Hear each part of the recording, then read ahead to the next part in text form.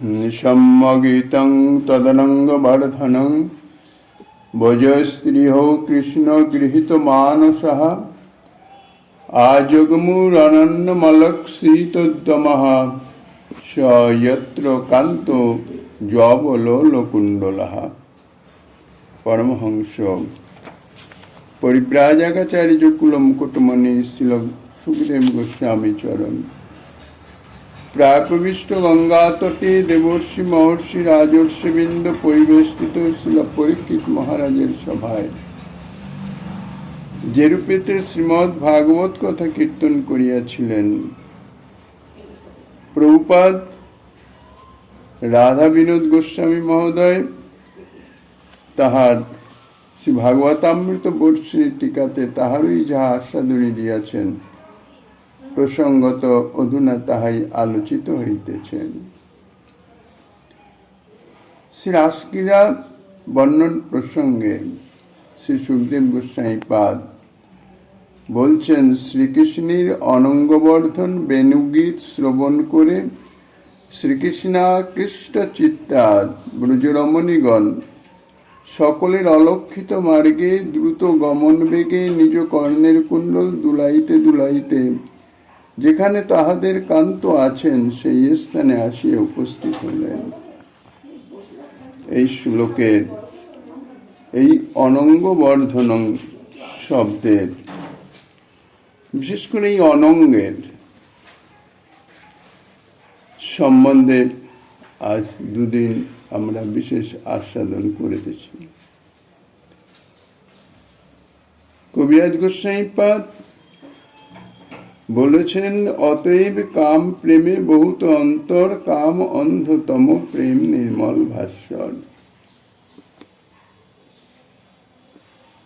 গোপীগণের কৃষ্ণ প্রীতি সেটি প্রাকৃত ভালোবাসা নহে, আত্মেন্দ্রিয় প্রীতিবাঞ্ছামূলক নহে, এই জন্যে তাহাদের প্রীতি কাম পদবাচ্য নহে। যদিও বিভিন্ন শাস্ত্রে তাহাকে কাম বলে উল্লেখিত হয়েছে, কিন্তু তাহা যথার্থ কাম নহে, বরং তাহা পরম প্রেমেরই এক চরম আদর্শ এবং উচ্চ পরিণতি। কাজী শ্রীকৃষ্ণের বংশীনাদ শ্রবণে তাহাদের কোন প্রকার বাহ্য ব্যবহারের কথাই আর মনে হল না। তাহাদের অন্তরস্থ যে প্রেম সিন্ধু, সেই প্রেম সিন্ধুই শ্রীকৃষ্ণের বংশীনাদে উদ্বেলিত হয়ে উঠল। কেননা শ্রীকৃষ্ণের বংশীনাদ পরম প্রেমবতী গোপীগণের অঙ্গবর্ধন নহে, তাহা অনঙ্গবর্ধন। অর্থাৎ প্রেমের যে বহিঃপ্রকাশ, যে ক্রিয়াকলাপ, তাহা বর্ধিত করে না, তাহাদের হৃদয়স্থ যে প্রেম, সেই প্রেমকে বর্ধিত করে, উদ্বেলিত করে দেয়। কেননা শ্রীকৃষ্ণের বংশীনাদ তাহা হৃদয়ের প্রেমকেই বর্ধন করে। কেননা শ্রী গোবিন্দের এই জন্যই নাম হচ্ছে স্বজন প্রেম বিবর্ধন চতুর। নিজ অনুগত অর্থাৎ প্রেমী ভক্তগণের অন্তরিস্থিত প্রেমকে আরো বর্ধিত করবার বিশেষ কলা কৌশলে শ্রী গোবিন্দ অত্যন্ত পারদর্শী। কোন ক্ষেত্রে অন্তর্নিহিত প্রেমাঙ্কুর যেমন অমৃত বর্ষণ হলে তৎক্ষণাৎ বর্ধিত হয়ে ওঠে, সেইরূপ গোপীগণের যে অন্তর্নিহিত প্রেমাঙ্কুর শ্রীকৃষ্ণের বংশী গানামৃত থেকে অর্থাৎ শ্রবণেন্দ্রিয়ের দ্বারা হৃদয়ে প্রবিষ্ট হওয়া মাত্রই তাহা তৎক্ষণাৎ বর্ধিত হয়ে গেল। তারা আর গৃহে থাকতে পারলেন না, অর্থাৎ তাদের সেই দেহ আর গৃহে থাকতে পারলেন না। তাদের যে ধৃতি, স্মৃতি, লজ্জা, বিবেক সমস্ত কিছুই ছিল শ্রীকৃষ্ণের সমর্পিত। সর্বচিত্তাকর্ষক পরমানন্দ ঘন বিগ্রহ শ্রীকৃষ্ণ স্বভাবতই তত্ত্বত স্বরূপত সর্বচিত্তাকর্ষক। কাজেই তাঁর নিত্য পার্শ্বদ নিত্য কান্তা গোপীগণের চিত্তবৃত্তি চিরদিনই তাহাতেই আকৃষ্ট ছিল, আছে, থাকবে। তাহাদের যাহা কিছু, অর্থাৎ তাহাদের ধৈর্য, স্মৃতি, লজ্জা, বিবেক সমস্ত কিছু শ্রীকৃষ্ণের চরণেই সমর্পিত, শ্রীকৃষ্ণ সমর্পিত আত্মা। কিন্তু শুধুমাত্র বাহ্যিক যে কুলশীল মান ভয়, তারই অনুরোধে তাহারা শূন্য দেহ নিয়ে নিজ গৃহে অবস্থান করতেন, শ্রীকৃষ্ণের সঙ্গে মিলিত হতে পারতেন না এই বাধাতে, কুলশীল মান ভয় ইত্যাদি। কিন্তু শ্রীকৃষ্ণের মোহন বংশী নাদে তাহাদের সেই কুলশীল মান ইত্যাদি যে আবরণ, তাহা দূরীভূত হয়ে গেল। তাহারা যেহেতু শূন্য দেহেই গৃহে অবস্থান করতেন, সেই দেহ আর তখন গৃহে থাকতে পারল না। বংশীনাদের প্রবল আকর্ষণে বংশীনাদ শ্রবণ মাত্রই সেই কুলশীল মান ভয় ইত্যাদির যে সমস্ত বন্ধন, তাহা ছিন্ন করে তাহাদের সেই দেহ শ্রীকৃষ্ণ নিকটে এসে উপস্থিত হল। শ্রীকৃষ্ণ প্রেয়সীগণ সকলেই পরস্পর সখ্য ভাববতী, কিন্তু সখ্য ভাববতী হলেও শ্রীকৃষ্ণের বংশীনাদ শ্রবণ করে যখন তাহারা শ্রীকৃষ্ণের নিকটে আগমন করিতেছেন, তখন কিন্তু তাহাদের চিত্তবৃত্তি আর তাহাদের শরীরে নাই। অর্থাৎ পরস্পর পরস্পরকে আহ্বান করে দল বেঁধে যে তাহারা যাবেন, সে ধরনের কোন অপেক্ষাই নাই। আকর্ষিত হওয়া মাত্রই পারিপার্শ্বিক অন্যান্য সমস্ত কিছু বিস্তৃত হয়ে গিয়ে কাহারও অপেক্ষা না করে তাহারা সঙ্গে সঙ্গে বহির্গত হয়ে গেলেন। কেননা শ্রীকৃষ্ণের বংশীনাদে তাদের মনোহরণ হওয়ায় তখন তাহাদের আর কোনো প্রকার মনোবৃত্তিরই উদয় হওয়া সম্ভব ছিল না। মন যতক্ষণ দেহের অভ্যন্তরে থাকে, ততক্ষণেই তো ধৃতি, ধৈর্য প্রভৃতি যে সমস্ত মনোবৃত্তি, সেগুলি প্রকাশ পায়।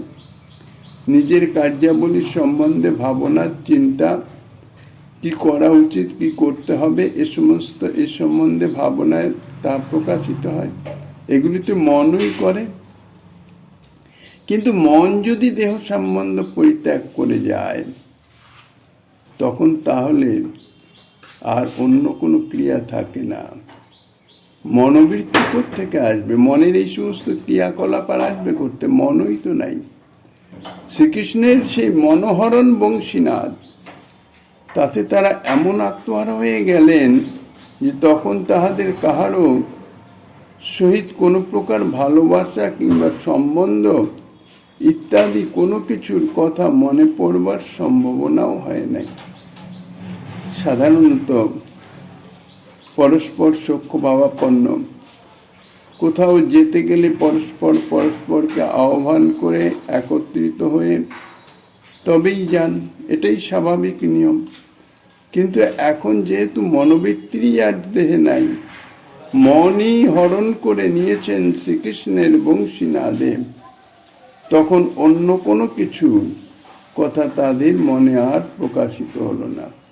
তারা শ্রীকৃষ্ণের নিকটে যাবার জন্য এত ব্যগ্র হয়ে পড়েছেন যে শ্রীকৃষ্ণ কোথায় আছেন, কোন পথে গেলে তার নিকটে যাওয়া যাবে ইত্যাদি কোনো প্রকার যে বিচার বিবেচনা, এ সমস্ত করার তাদের ক্ষমতা ছিল না। শ্রীকৃষ্ণের বংশীনাদ শ্রবণ মাত্রই তাহারা সকলে উন্মাদিনীর ন্যায় চতুর্দিকে উদ্দেশ্যবিহীন দৃষ্টি সঞ্চার করতে করতে সেই বংশীধ্বনি শ্রবণ করে, শুধুমাত্র বংশীধ্বনির সঙ্গেই যেন তাহাদের দেহের সংযোগ শ্রবণেন্দ্রিয়ের মাধ্যমে, সেই স্বর কোথা থেকে আসছে সেই উদ্দেশ্যে তাহারা দ্রুত গতিতে অগ্রসর হতে আরম্ভ করলেন। এত দ্রুত গতি তাহারা গমন করছেন যে গমনকালে তাহাদের কর্ণের যে কুণ্ডল তাহা দোদুল্যমান। তা দেখে মনে হয় তাহাদের কর্ণনিম্নে বিন্যস্ত কুণ্ডল যেন কর্ণরন্ধ্রে প্রবিষ্ট বংশী নাদামৃতের অনুসন্ধান জানে যে কোথা থেকে সেই ধ্বনি আসিতেছে।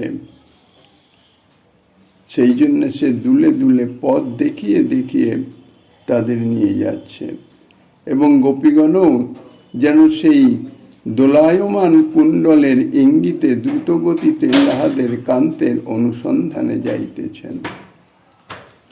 শ্রীকৃষ্ণের বংশীনাদে আকৃষ্টা শ্রীকৃষ্ণ অনুরাগিনী গোপ রমণীগণের দ্রুত গতিতে শ্রীকৃষ্ণ নিকটে গমন ভঙ্গি দেখে মনে হয় যে নারায়ণ নাম নর নরানাং প্রসিদ্ধ চৌরহ কথিত পৃথিব্যাম অনেক জন্মার্জিত পাপ সঞ্চয়ং হরত্ব শেষং শ্রুত মাত্র এব।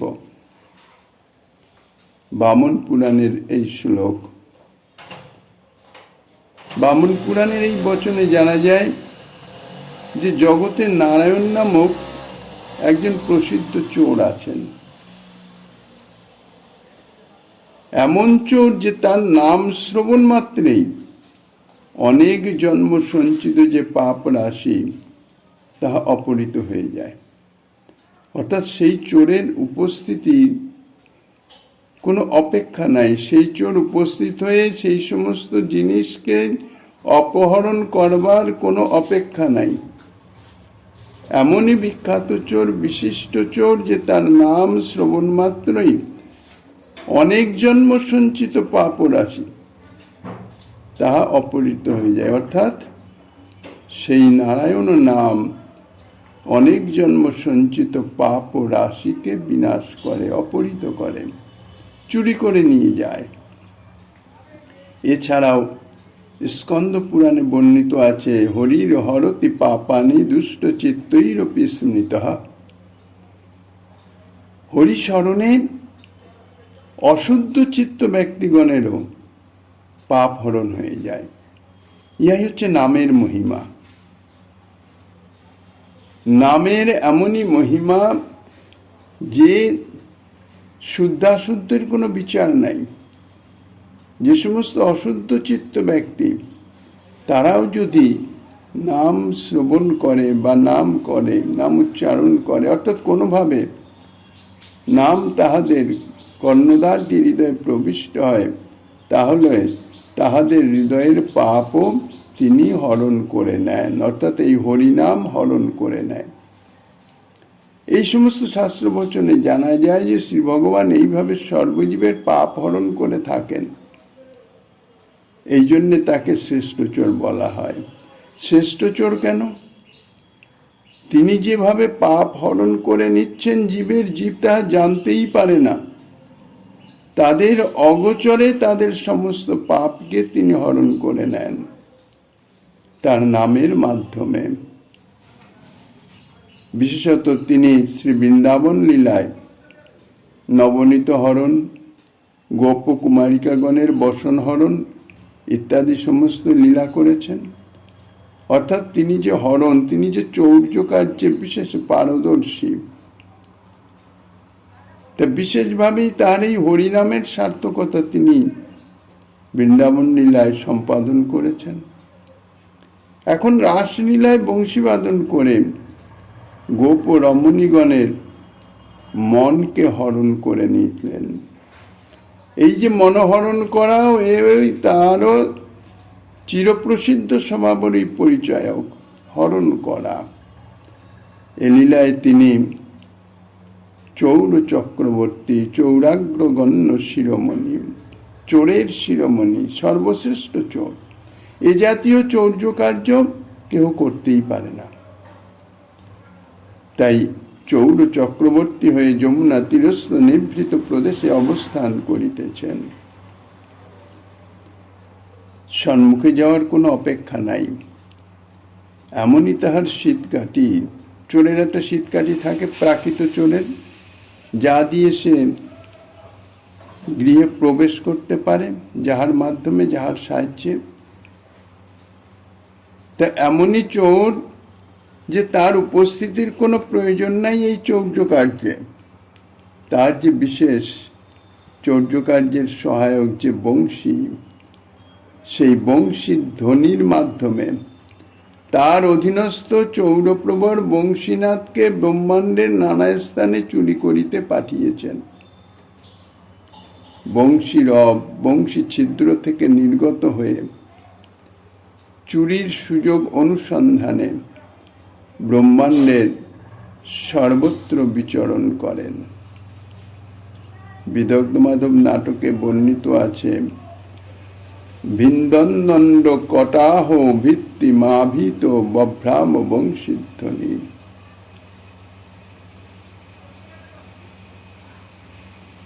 কিন্তু কোন স্থানেই এই বংশীধ্বনি প্রবেশ করার সুযোগ পায় না।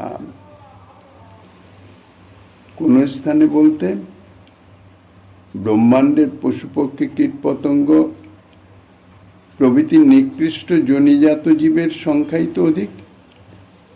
84 লক্ষ যে জনি অর্থাৎ জীব স্বরূপের কথা বলা হয়েছে, তার মধ্যে এই পশুপক্ষী কীটপতঙ্গ ইহাই তো স্থাবর জঙ্গম, ইহাই সর্বাধিক। এবং তাদের সকলের দেহাগার তার সুদৃঢ় অজ্ঞান কপাটে নিমিত্ত। সে কপাট ভেদ করে এই বংশীর ধ্বনি প্রবেশ করতে পারে না। এছাড়া ব্রহ্মাণ্ডে আর আছে দেবতা, গন্ধর্ব প্রভৃতি শ্রেষ্ঠ জীব, যারা দেবলোক, গন্ধর্বলোক ইত্যাদি স্থানে অবস্থান করিতেছেন। কিন্তু এই যে দেবতা বা গন্ধর্ব ইত্যাদি, ইহা হচ্ছে ভোগ লোক। মনুষ্য থেকে এদের জন্ম শ্রেষ্ঠ, এটা ঠিক। এরা শ্রেষ্ঠ জীব বলে গণ্য, তাহাও ঠিক। কিন্তু তাহারা অবস্থান করে ভোগ লোকে। তাহাদের নিজ নিজ কর্মফল ভোগ বন্ধনে তাহাদের দেহাগারটি রুদ্ধ। তাহারা নিজ নিজ কর্মফল ভোগের নিমিত্তই দেহ প্রাপ্ত হয়ে সেই কর্মফলের অর্থাৎ স্বর্গসুখ ভোগ করিতেছে। তাহলে বাকি রইল কে? শুধু মনুষ্য জাতি, তা অত্যন্ত অল্প সংখ্যক। সেই অল্প সংখ্যক যে মনুষ্য জাতি, তার মধ্যে অধিকাংশই হচ্ছে নাস্তিক, ভগবান মানে না, পাষণ্ড ইত্যাদি। তাহলে সেই অল্প সংখ্যক মনুষ্যগণের মধ্যেও নাস্তিক, পাষণ্ড প্রভৃতির সংখ্যাই অধিক। কাজেই তাহাদের যে দেহাগার, তাহা সুদৃঢ় বহির্মুখতার কপাটে আবদ্ধ। এবার বাকি যারা রইল, অর্থাৎ নাস্তিক, পাষণ্ড ছাড়া যে অল্প সংখ্যক মনুষ্য থাকে, তাদের মধ্যেও অধিকাংশই দেখা যায় বেদনিষ্ঠ, শাস্ত্রজ্ঞ, শাস্ত্র অধ্যাপক কিংবা শাস্ত্র প্রচারক। ইহারা যদিও তাহারা শাস্ত্রজ্ঞ, শাস্ত্রাধ্যাপক, শাস্ত্র প্রচারক, তাদের মধ্যেও দেখা যায় অধিকাংশেরই যথার্থ শাস্ত্রে বিশ্বাস নাই। শাস্ত্রবাণী তারা খুব প্রচার করে, কিন্তু নিজেরা আচরণ করে না। কেননা শাস্ত্রবাণীতে বিশ্বাস নাই। তাহাদের শাস্ত্রীয় আচার অনুষ্ঠানের সঙ্গে কোনো রকমই সম্বন্ধ নাই। তাহলে তাহারা মুখে শাস্ত্র চর্চা ইত্যাদি শাস্ত্রবাণী, অর্থাৎ মুখে বেদনিষ্ঠ, কিন্তু কার্যে নয়। তাহাদের দেহাগার সেই জন্যে এই শাস্ত্রে অবিশ্বাস এবং এই যে অনাচার, শাস্ত্র বহির্ভূত আচার, সেই অবিশ্বাস ও অনাচারের কপাটে আবদ্ধ হয়ে থাকে। এবার বাকি রইল যারা শাস্ত্র বিশ্বাসী এবং শাস্ত্রসম্মত আচার পরায়ণ। এই যে শাস্ত্র বিশ্বাসী বা শাস্ত্রসম্মত আচার পরায়ণ যে খুবই অল্প সংখ্যক মনুষ্য আছে, তাদের মধ্যে অধিকাংশই জ্ঞান, যোগ, কর্ম, তপস্যা ইত্যাদির সাধন সম্পন্ন, ইত্যাদির সাধনে রত। তাহাদের অন্তরে ভক্তি, মুক্তি, সিদ্ধি প্রভৃতির বাসনা বিদ্যমান। সেই সমস্ত বাসনা পূর্তির নিমিত্তই তাহারা সাধন করিতেছে শাস্ত্র অনুসারে। শাস্ত্র বিশ্বাস, এই জন্য শাস্ত্র আচার অনুসরণ করে তাহারা সাধন করিতেছে, চলিতেছে ঠিকই, কিন্তু তাহাদের বাসনা ভক্তি, মুক্তি, সিদ্ধি ইত্যাদি পূর্তির নিমিত্ত। এই জন্য তাহাদের দেহাগারও এই ভক্তি, মুক্তি, সিদ্ধি প্রভৃতি বাসনার কপাটে আবদ্ধ। তো শ্রীকৃষ্ণ তো বংশীনাদ করলেন, আর বংশীনাদ তো সমস্ত ব্রহ্মাণ্ডে প্রবিষ্ট হয়ে গেল, সমস্ত ব্রহ্মাণ্ডে খুঁজে বেড়ালো, কোথাও প্রবেশ করবার স্থান পাইতেছে না। ব্রহ্মাণ্ড খুঁজে বেড়ালেও শ্রীকৃষ্ণের বংশীরব প্রবেশ করতে পারে এমন কোনো দেহাগার দেখা যায় কিনা সন্দেহ। কোটি কোটি সিদ্ধ মুক্ত পুরুষ খুঁজলে যদি 2-1 কৃষ্ণ ভক্ত পাওয়া যায়, কেননা শ্রীকৃষ্ণের বংশীনাথ কৃষ্ণ ভক্তের কর্ণদ্বার দিয়েই তো হৃদয়ে প্রবিষ্ট হবে। তাই সেই জন্যই বলেছেন, কোটি মুক্ত মধ্যে এক দুর্লভ কৃষ্ণ ভক্ত। তো এই যে কোটি কোটি সিদ্ধ পুরুষ, মুক্ত পুরুষ, তাদের মধ্যে যে 2-1 কৃষ্ণ ভক্ত পাওয়া যায়, তাহাদেরও বিশুদ্ধ মাধুর্যের অর্থাৎ বিশুদ্ধ ভক্তি নয়। শ্রীকৃষ্ণের ঐশ্বর্য জ্ঞানের কপাটে দেহাগার এমনই আবদ্ধ যে শ্রীকৃষ্ণের মধুর বংশীরব অর্থাৎ মাধুর্যপূর্ণ বংশীরব, বংশীরবে তো কোনো ঐশ্বর্যের প্রকাশ করছেন না, সেই মাধুর্য প্রকাশিত, সেই মধুর বংশীরবের প্রবেশ অধিকার নাই তাদৃশ কৃষ্ণ ভক্তের হৃদয়ে, যেহেতু ঐশ্বর্য জ্ঞানের কপাটে আবদ্ধ। কাজে শ্রীকৃষ্ণের বংশীরব ব্রহ্মাণ্ডের সর্বত্র তন্ন তন্ন করে খুঁজেও কাহারও দেহাগারের কপাট খোলা পেলেন না। এই জন্য আবার বৃন্দাবনেই ফিরে আসলেন এবং সেখানেও সর্বত্র খুঁজে দেখলেন যে সেখানেও প্রায় সকলেরই দেহাগার বাৎসল্য, সখ্য ইত্যাদির সুদৃঢ় কপাটে আবদ্ধ। কেবলমাত্র অন্তঃপুরবাসিনী কৃষ্ণ অনুরাগিনী ব্রজরমণীগণ তাহাদেরই কর্ণদ্বার শ্রীকৃষ্ণ কথা শুনবার জন্যে উন্মুক্ত হয়ে আছেন, কেননা তাহারা সদা সর্বদাই শ্রীকৃষ্ণের সমর্পিতা প্রাণাত। পরস্পরের সান্নিধ্যে আসলেই তাহাদের কৃষ্ণ কথাই তাহাদের আলোচনা হয় এবং কৃষ্ণ কথা শুনবার জন্যে তাহাদের কর্ণদ্বার সর্বদাই উন্মুক্ত, তৃষিত। কাজেই ব্রজের সর্বত্র অনুসন্ধান করে এই অন্তঃপুরবাসিনী শ্রীকৃষ্ণ অনুরাগিনী ব্রজরমণীগণের কর্ণদ্বারটি খোলা পেলেন। খোলা পাওয়া দেখা মাত্রই বংশীধ্বনি আর বিন্দুমাত্র বিলম্ব করলেন না, সঙ্গে সঙ্গে ব্রজরমণীগণের উন্মুক্ত কর্ণদ্বারে প্রবেশ করলেন এবং তাহাদের যে কৃষ্ণ প্রেম ভাবিত মনোরত্ন, সেই মনোরত্নটি অপহরণ করে শ্রীকৃষ্ণকে প্রদান করবার জন্য যমুনা তীরের দিকে অগ্রসর হতে লাগলেন। কোন গৃহস্থের নিভৃত ভাণ্ডারে পরম যত্নে সুরক্ষিত সর্বসম্পদের সার বস্তু যদি অপহৃত হয়ে যায়, সেই গৃহস্থের যেমন সর্ববিধ বিচার বুদ্ধি দূরীভূত হয়ে যায়, সে কিংকর্তব্য বিমূঢ় হয়ে যায়, উন্মাদের ন্যায় সেই ঋতবস্তুর অন্বেষণে বহির্গত হয়ে যায়। কোথায় গেল, কে নিয়ে গেল? সেইরূপ গোপরমণীগণেরও তাহাদের হৃদয়ে কোষাগারে পরম যত্নে সুরক্ষিত যে সার সম্পদ, যাহা কখনো প্রকাশিত হয় না, সে সার সম্পদটি কি? শ্রীকৃষ্ণ প্রেম ভাবিত মনোরত্ন। সেই শ্রীকৃষ্ণ প্রেমভাবিত সেই মনোরত্নই হরণ করে বংশীধ্বনি চলে গেছে। কাজেই সেই মনোরত্নের এই আকস্মিক অপহরণ দেখে তারা একেবারে কিংকর্তব্য বিমূঢ় হয়ে পড়লেন এবং কুলশীল ধর্ম, লজ্জা, ভয় ইত্যাদির সমস্ত কিছু পরিত্যাগ করে, অর্থাৎ কোনো কিছুর অপেক্ষা নয়, কোনো কিছু সম্বন্ধে ভাববার সময় নাই।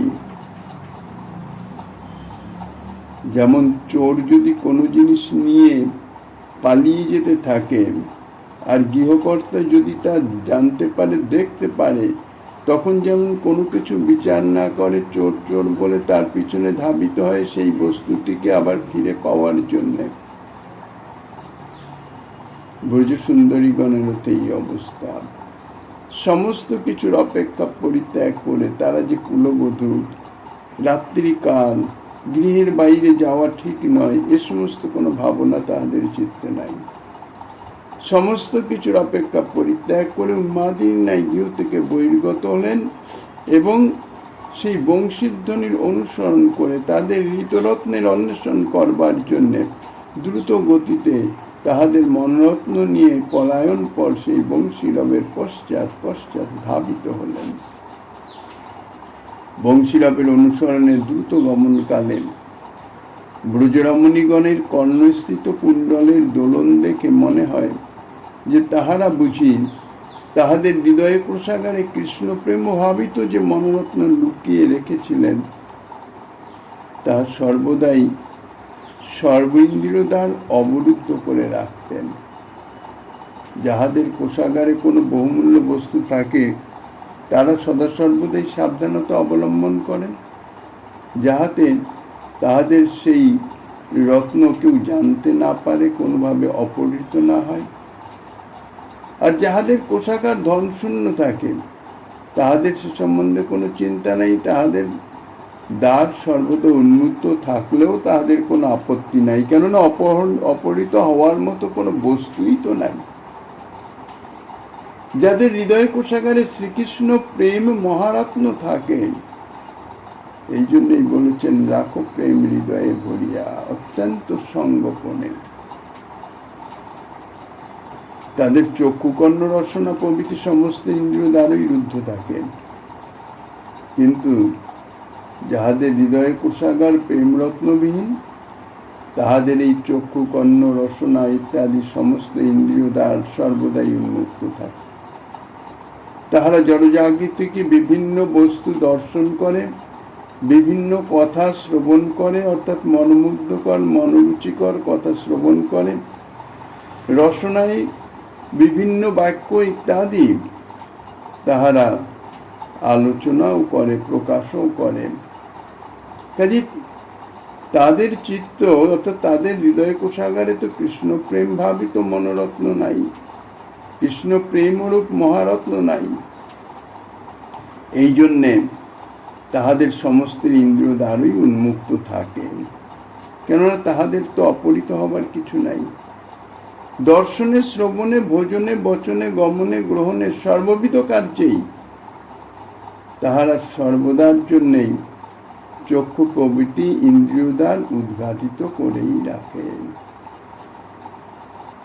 যাহারা প্রেমী ভক্ত তাহাদের কিন্তু তার দৃশ্য দেখা যায় না। যাদের হৃদয়ে প্রেম নাই অথচ ভক্তি আচরণ করে ইত্যাদি, তাহাদের সর্বেন্দ্রিয় সর্ববিষয়ে সর্বদাই নিযুক্ত থাকতে দেখা যায়।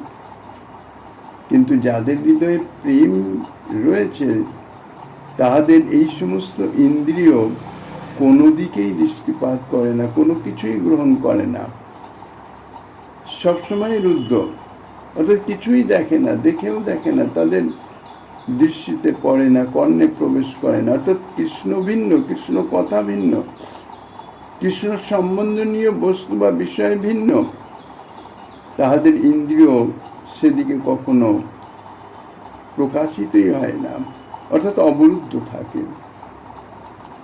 ব্রজরমণীগণও তাহাদের হৃদয় কোষাগারে কৃষ্ণ প্রেম ও মহারত্ন সুগুপ্ত করে রেখেছেন। এই জন্যে সর্বদাই সর্বেন্দ্রিয় দ্বার রুদ্ধ করে নির্জন গৃহকোণে তারা অবস্থান করতেন। কেবলমাত্র যখন স্বজাতীয় বাসনা বিশিষ্ট সখীগণের সঙ্গে সাক্ষাৎ হতো, মিলন হতো, তখন সেই সখীগণের মুখে কৃষ্ণের রূপ গুণাদির কথা শুনবার জন্যে শুধুমাত্র কর্ণদ্বারটি খুলে রাখতেন, যাহাতে শ্রীকৃষ্ণের রূপ গুণ লীলা ইত্যাদির কথা কর্ণদ্বার দিয়ে হৃদয়ে প্রবিষ্ট হয়, তাহাদের প্রেম ভাবিত মনোরত্নের উজ্জ্বলতা আরো বর্ধিত করতে পারেন। কিন্তু হৃদয় কোষাগারে কৃষ্ণ প্রেম মহারত্ন আছে বলে তাহারা নিশ্চিন্ত চিত্তে কর্ণদ্বার খুলতেন না। কর্ণদ্বারে সদা সর্বদাই দুইজন প্রহরী নিযুক্ত করে রাখতেন, যে একমাত্র শ্রীকৃষ্ণ সম্বন্ধনীয় বিষয় ছাড়া অন্য কিছুর প্রবেশের অধিকার নাই, যাতে প্রবেশ করতে না পারে। দুই কুণ্ডলকে দুই কর্ণদ্বারে প্রহরী করে রাখতেন। শ্রীকৃষ্ণের বংশীরব যখন ব্রজরমণীগণের সেই উন্মুক্ত কর্ণদ্বার দিয়ে হৃদয়ে প্রবেশ করে, তখন কুণ্ডল আর বাধা দিল না, যেহেতু শ্রীকৃষ্ণ সম্বন্ধনীয় শ্রীকৃষ্ণেরই বংশীনাথ, কাজে নিশ্চিন্তে কর্ণদ্বার দিয়ে বংশীধ্বনি হৃদয়ে প্রবিষ্ট হতে পারল এবং তাদের সেই মহারত্ন কৃষ্ণ প্রেম ভাবিত মনোরত্ন তা অপহরণ করে নির্গত হয়ে গেল। তখন তাহারা কর্ণদ্বারের প্রহরীরূপে অবস্থিত কুণ্ডলকে তিরস্কার করতে লাগলেন এবং কোন পথে তাহাদের মহারত্ন অপহারক সেই বংশীরব তস্কর গমন করেছে তাহার পথ নির্দেশ করতে বললেন। কেননা প্রহরী সে তো জাগ্রত ছিল সবসময়, কে ঢুকলো, কোন দিক দিয়ে গেল, সেটি তো তারই দেখার কথা। সেই জন্য কুণ্ডল যেন দ্রুত বেগে দুলে দুলে ওই যায় বলে তাহাদের চিত্তহারকের পথ প্রদর্শন করতে লাগলেন এবং তাহারাও সেই অনুসরণ করে দ্রুত বেগে তাহাদেরই পশ্চাৎ ধাবিত হতে লাগলেন এবং অনতি বিলম্বে যমুনা তীরে শ্রীকৃষ্ণ নিকটে এসে তারা উপস্থিত হলেন। তাহাদের মনোরত্ন হরণে তাহারা এতই ব্যাকুল হয়ে পড়লেন যে মনোরত্নের অন্বেষণে যাবার সময় তাহারা নিজ নিজ সখীগণের কথাও স্মরণ করতে পারলেন না। কেন কোনো অপেক্ষা নাই, বিন্দুমাত্র অপেক্ষা করতে গেলে যদি চোর পালিয়ে যায়, চোরের আর অনুসন্ধান না পাওয়া যায়, কিংবা কেহ কাহারও গমনোদ্যোগ বা গতিভঙ্গির দিকেও লক্ষ্য করতে পারলেন না। সকলেই শুধুমাত্র সেই বংশীধ্বনি অনুসরণ করে এক লক্ষ্য হয়ে সেই দিকেই তীব্র গতিতে ধাবিত হয়ে শ্রীকৃষ্ণের চরণ সান্নিধ্যে উপস্থিত হলেন। পরমহংস শিরোমণি শ্রী সুখদেব গোস্বামী পাদ গঙ্গা তীরে বসে মহারাজ পরীক্ষিতের নিকট গোপ রমণীগণের শ্রীকৃষ্ণের নিকটে গমন বৃত্তান্ত বর্ণনা করিতেছেন। সুতরাং সুখদেব গোস্বামীপাদের বলা উচিত ছিল গোপ রমণীগণ শ্রীকৃষ্ণের নিকট গমন করিলেন, কিন্তু তা না বলে আজগ্মুর অনন্য মলক্ষিত দোমা, অর্থাৎ তিনি বললেন কি না গোপরমণীগণ শ্রীকৃষ্ণের নিকটে আগমন করলেন। তাতে মনে হয় পরম মধুর রাসলীলা বর্ণনায় প্রবৃত্ত হয়ে শ্রী সুখদেব গোস্বামীপাদ এমনই ভাবাবিষ্ট হয়ে পড়েছেন যে তার মনে হচ্ছে তিনিও যেন গোপীদেহে গোপীনাথের নিকটে উপস্থিত আছেন। কেননা সেখানে উপস্থিত থাকলে তবেই তিনি বলতে পারেন যে অমুকে আগমন করলো, অর্থাৎ এখানে এলো। তাই গোপীগণের শ্রীকৃষ্ণ নিকটে আগমন যেন শ্রী সুখদেব গোস্বামীপাদ সাক্ষাৎ দর্শন করিতেছেন। তিনি যদি তখন গঙ্গা তীরেই থাকতেন তাহলে গোপীগণের যমুনা তীরে গমনকে তিনি আগমন বলতে পারতেন না।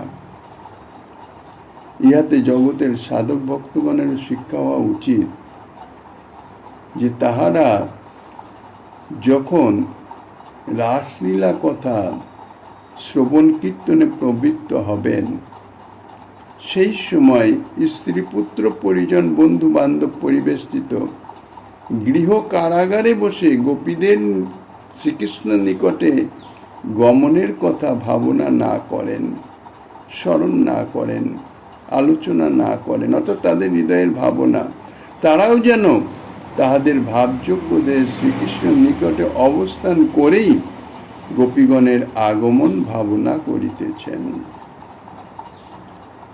প্রাকৃত জগতের সহিত নানাবিধ কামনা বাসনার শৃঙ্খলে আবদ্ধ থেকে কখনোই অপ্রাকৃত প্রেমরসময় লীলা আলোচনা করা যায় না, অর্থাৎ তাহার শ্রবণ কীর্তন স্মরণ মনন ইত্যাদি সম্ভব নয়, উচিত নয়। তাহা যদি করা যায়, অর্থাৎ সেই প্রেমরসময় লীলা আলোচনা করতে গেলেই নানাবিধ অসম্ভাবনা, অর্থাৎ নানাবিধ প্রাকৃত কলুষিত দূষিত মনের যে ভাবনা, অর্থাৎ বিপরীত ভাবনা ইত্যাদি প্রকাশিত হয়ে ওঠে এবং তাহার জালে জড়িত হয়ে পড়তে হয় এবং নানাবিধ পদার্থ অপব্যাখ্যা ইত্যাদির কল্পনা করতে হয়। কিন্তু যদি কেহ গোপীভাবে ভাবিত হয়ে গোপীর আনুগত্য নিয়ে, গোপীর অনুগত হয়ে গোপীনাথের চরণ প্রান্তে উপস্থিত থেকে এবং যেখান থেকে এই লীলার রসায়ন করতে পারেন, তাহলেই তিনি ইহার প্রকৃত মর্ম গ্রহণে সমর্থ হবেন এবং কৃতকৃতার্থ হতে পারবেন। এইভাবে শ্রী সুখদেব গোস্বামীপাদ তিনি প্রেমবতী ব্রজ রমণীগণের শ্রীকৃষ্ণ চরণ সান্নিধ্যে আগমনের বৃত্তান্ত অর্থাৎ বর্ণনা করে পরবর্তী শ্লোকে যা আলোচনা করবেন, শ্রীমান মহাপ্রভু গিরিধারীলালের কৃপা হলে আগামী